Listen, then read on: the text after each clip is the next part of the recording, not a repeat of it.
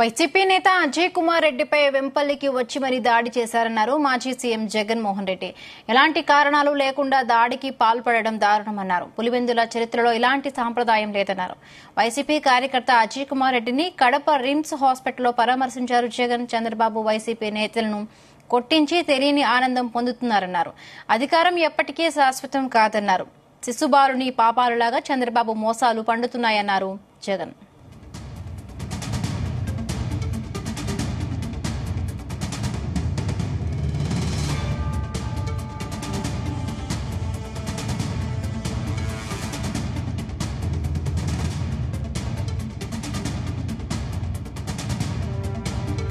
హాస్పిటల్లో ఒక యంగ్స్టర్ బహుశా 20-25 ఏళ్ళు ఉంటాయేమో తన పిల్లాడికి. ఆ 20 ఏళ్ల పిల్లాడిని ఎందుకు నిర్దాక్షిణ్యంగా కొట్టారో కూడా తెలియదు. కేవలం ఎన్నికల్లో వైఎస్ఆర్ కాంగ్రెస్ పార్టీకి తరఫున తాను ఓటు వేశాడని వైఎస్ఆర్ కాంగ్రెస్ పార్టీకి సంబంధించిన కుటుంబానికి చెందిన వ్యక్తిని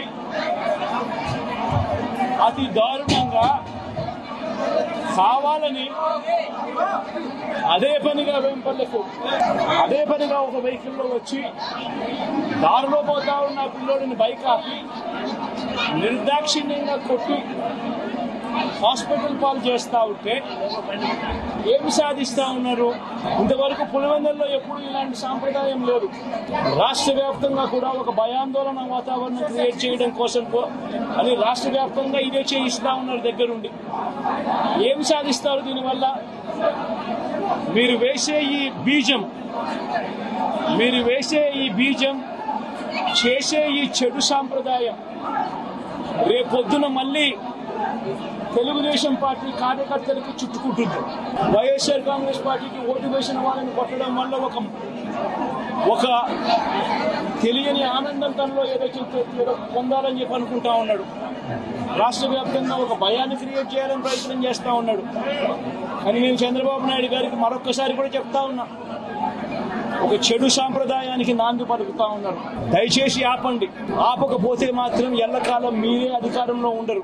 అధికారం మారిన రోజున ప్రజలు చంద్రబాబు నాయుడు గారు చేస్తా ఉన్న ఈ అన్యాయాలను చూసి శిశుపాలని పాపాలు పండినట్టుగా ఆ పాపాలు చాలా వేగంగా పండుతా ఉన్నాయి.